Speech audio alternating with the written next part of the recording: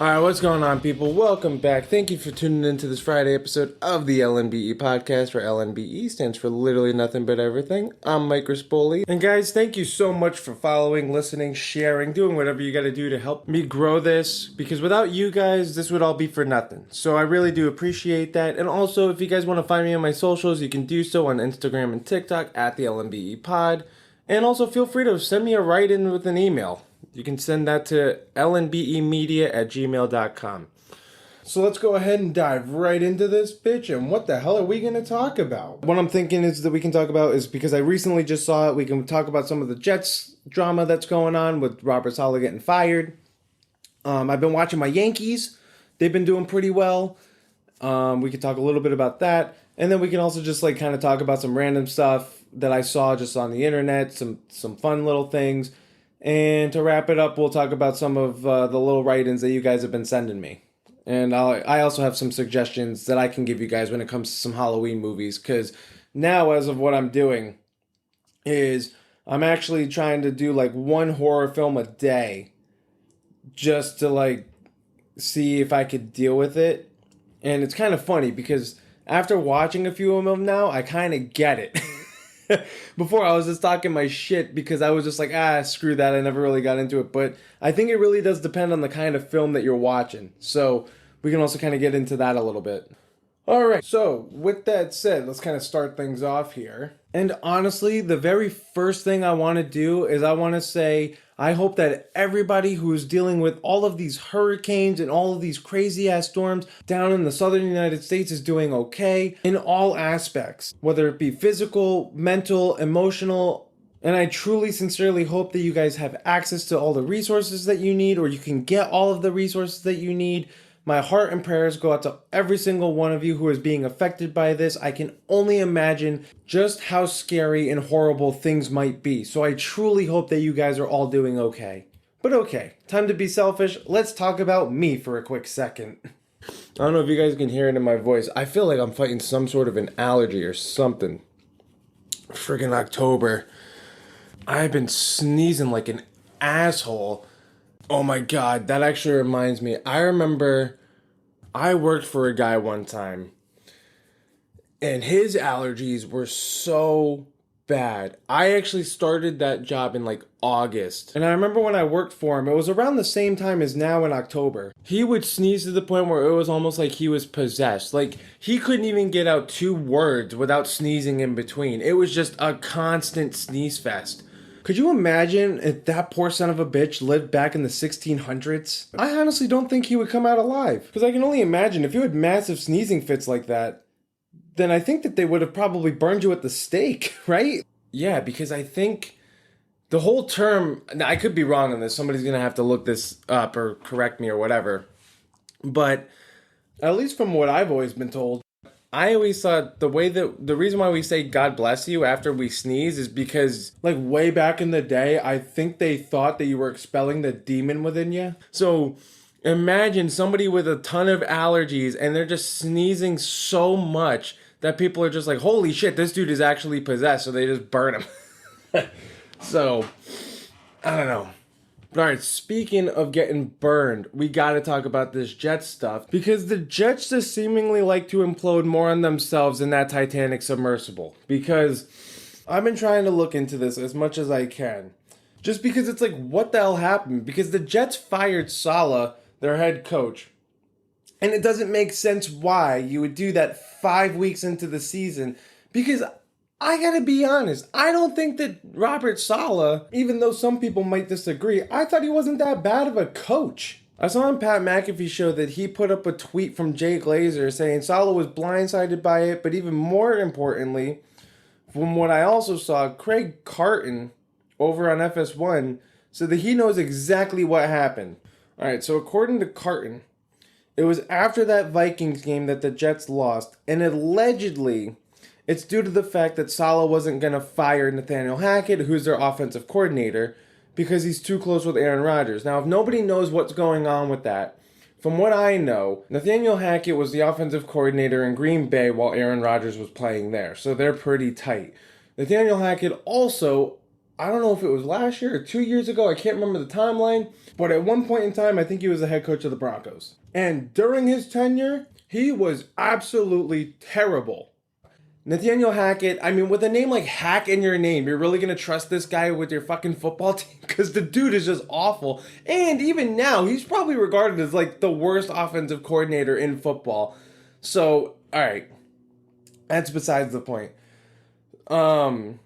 So Hackett is really close with Rodgers. So Sala he can't really fire him. But what they were going to do was they were going to limit his play calling for when they face the Bills this coming Monday. They let the general manager, Joe Douglas, know. Then a call was made to the owner, Woody Johnson. And to anybody who thinks that their name truly sucks, I think this guy actually takes the cake. Because what a name! That honestly sounds like one of those fake names that Bart Simpson would call into Moe's. It's honestly on par with something like Harry Butts. Woody and Aaron talk. Rodgers doesn't like that Hackett has his play calling taken away, so then they ultimately fire Sala. And it doesn't make any sense because Sala is the most competent coach on that team. This has to all be on Rodgers. Don't tell me that Sala's a bad coach. He's at a top 10 defense on the Jets for the past 3 years that he's been coaching there.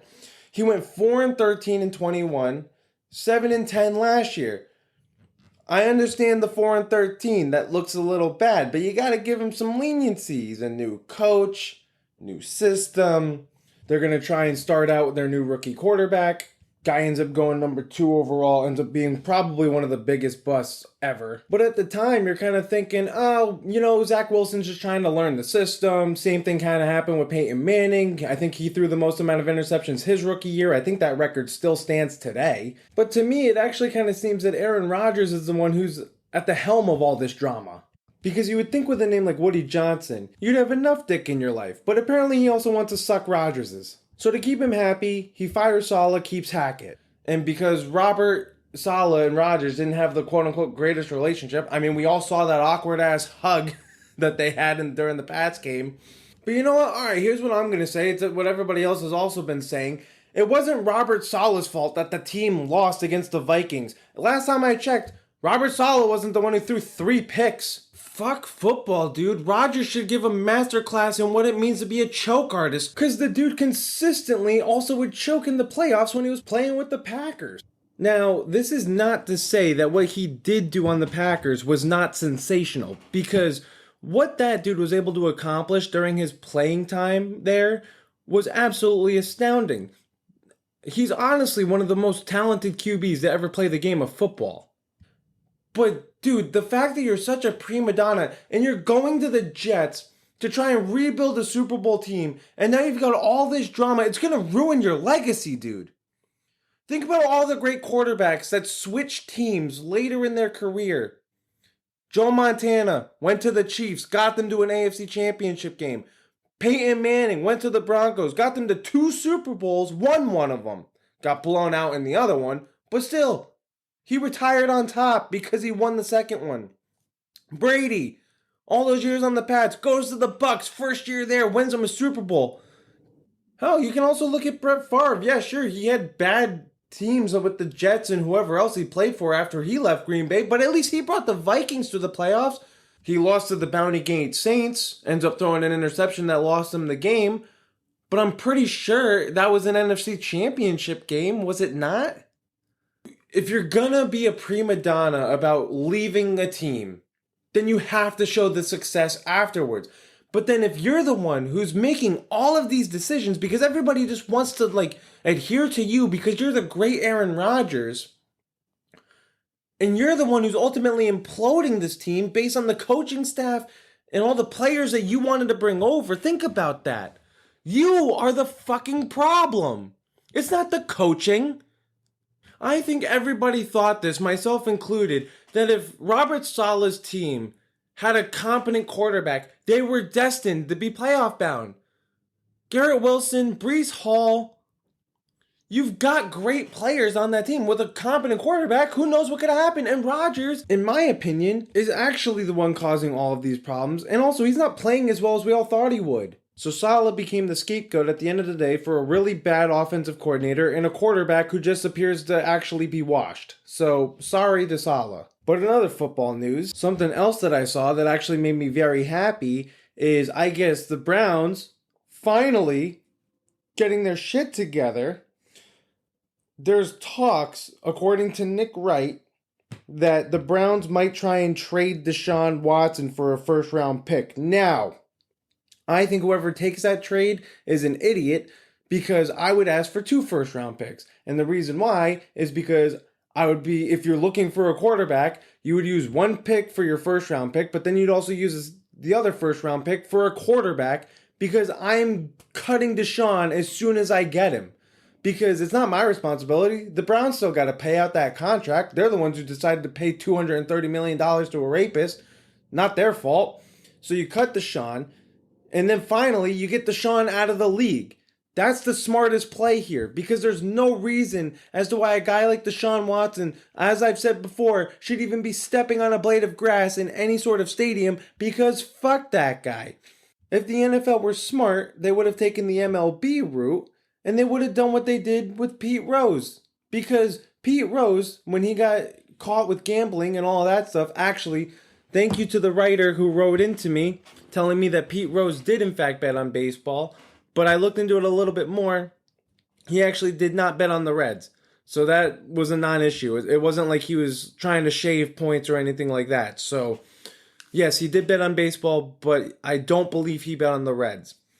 But Pete Rose, once he got found out about the gambling thing, he wasn't able to step foot into any sort of a stadium for God knows how long. And I wish that the NFL had done that same thing with Deshaun because then it sets the precedent. Because now you're actually allowing players to think, oh, maybe I'll get suspended, but I can still get away with it. Because now look at what happened over in Houston, or not Houston. Houston. With Stephon Diggs. Allegedly, I don't know if this is 100% accurate or not. I did see a report on it though. Stephon Diggs, sexual assault allegations with some marketing guy. I can't remember the guy's name, but it's like, what the hell is wrong with you people? And I think that the more that the NFL allows it, and they don't actually discipline these players, then the more it's gonna happen. Because they think they can get away with it. If the justice system won't get rid of him because Deshaun Watson should be in jail, then at least don't give him a job. But yeah, man, I think the best thing in the world for the Browns would be to trade this guy because it's proven that he sucks more ass than Diddy because the dude just cannot play football anymore.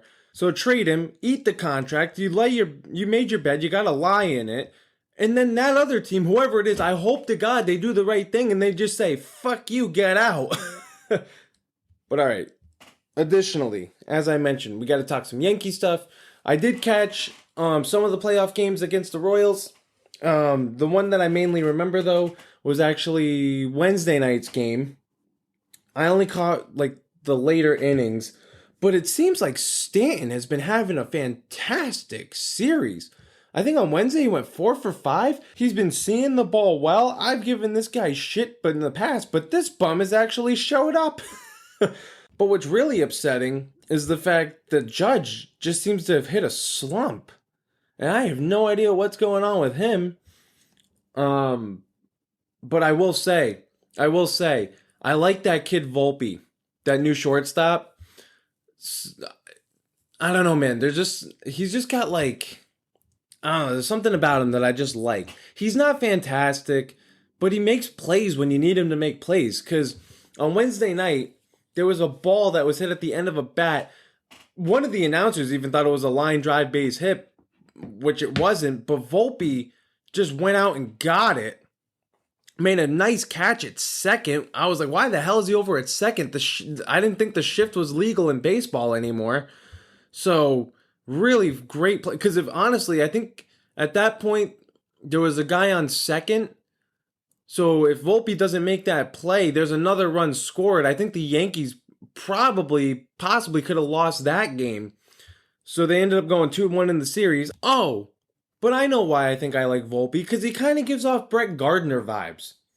Like, Gardner wasn't the flashiest player, but the dude was always kind of clutch. And I think that's kind of the vibe that Volpe gives. Like, I haven't really seen anything totally stellar out of him. Although when I did go to one game, if it wasn't for him, I went to a game like 2 years ago where they were playing Houston. They were down 6-0, and Volpe started a rally because he got on first, stole second, stole third, and then there was a base hit or a walk or something. They ended up winning the game just because of that. So there's just a vibe that Volpe can just bring to a game to kind of brighten things up, even when you think it's like in its darkest hour. And I think that's why I like the guy so much. But yeah, man, I don't know. I'm shocked to see Stanton doing well. I'm really upset to see Judge not really performing. On Wednesday night, I think he had 2 walks, or he went 0 for 4, but then I saw that he got a walk. So he either had 1 or 2 walks. He's got to figure something out, because the Yankees will not win with their pitching. They just won't. They always need relievers. So the Yankees' philosophy is it's going to sound so stupid because it's just what baseball is, but their philosophy literally is we just got to score more runs than the other team, because like if we're going to allow so many runs, we got to make sure that we can at least keep pace. And I think that's why they always get a new bat in the offseason. It baffles my mind. They have all these guys who are great hitters, but in the offseason, they go and get another guy who they think is a better hitter than the guy that they're getting rid of, or the guy who's leaving, instead of going out and getting an ace reliever or another ace starter, because the only ace that the Yankees truly have is Garrett Cole. And if you're on I don't remember, I don't know what it is now, if it's like a 4-pitcher rotation or a 3-pitcher rotation, I have no idea. But if you're on a 4-pitcher rotation, you're only getting 1 ace out of that rotation. So the Yankees really need to friggin' figure out what their pitching situation is. If they lose in the postseason this year, like I'm predicting that they will, just because that's the Yankee way as of the past 10 years, if they go and get another friggin' bat, I'm going to write them a letter. Like, fans, if you're a Yankee fan, you got to do what's right. You got to tell them, because they're obviously too stupid to see it, but some schmo like me, and I talk to people all the time who are Yankee fans, and they're all in agreement with me. It's like, why did we go pick out Juan Soto when we need relief pitching? Like, we need a bullpen here. But all right, since we're on the topic of stupid things, let me tell you the one thing that I saw that I think is just absolutely crazy. Because for some reason now, my TikTok is just full of crazy drink orders that people order at Dunkin'. There's this guy on TikTok, he goes by Dunkin' Bandits, and he's always posting like the most crazy things that people order. And the one that I saw, 8 caramel swirl or whatever. Oh, I guess it's all swirl. So it was like 8 caramel, 10 mocha, 22 sugar, and 14 cream. How the fuck you're gonna fit coffee in something like that is wild to me. And then in the comments, people are like, oh, you know what? They probably use that as their creamer, and then they use that during the week. But if that were the case, because at the end of the video, the guy pours coffee into it. So if that's the case, why would you want coffee already poured into your creamer? So I think people are just drinking these diabetes cups, and they're just out there living their best lives. And I can only imagine, like, the poor toilet that has to take the beating that comes out of that person. But my bigger question is, how do you know what that ratio is? Like, how much trial and error do you have to go through where it's like 8 caramel, 10 mocha, or whatever it is? Like, how do you know that 6 pumps of mocha and 8 pumps of caramel won't do the trick? But then the 22 sugars. Like, if you don't like the taste of coffee, you don't like the taste of coffee. Go out and get an energy drink or something. Don't waste the beautiful beans that are the elixir of life, known as coffee, with shit like that.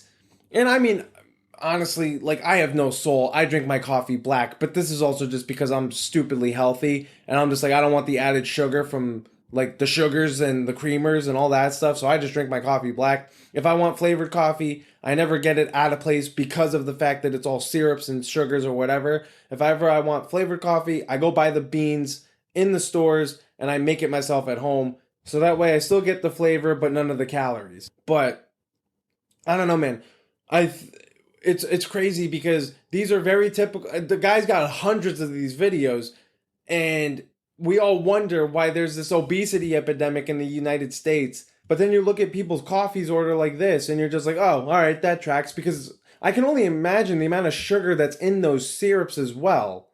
So, I don't know. Hey, not my problem. I just think it's crazy. I don't know what you guys' thought process on this are, but kind of makes me think, like, if anybody's been at a Starbucks or a Dunkin' or any sort of coffee shop, what are some of the craziest drink orders that you guys have gotten? Because I can't even imagine drinking 22 sugars. The crash that you would probably have later on in the afternoon is wild because you're just hyped up on the sugar. You're not actually even getting the caffeine hit. So what in the world is the point of asking for that in a coffee? It just doesn't make sense. Damn, I'm just realizing that I'm running a little bit long. But you know what? That's fine because I'm not too sure what Tuesday's episode is going to bring because I'm going to be away this weekend.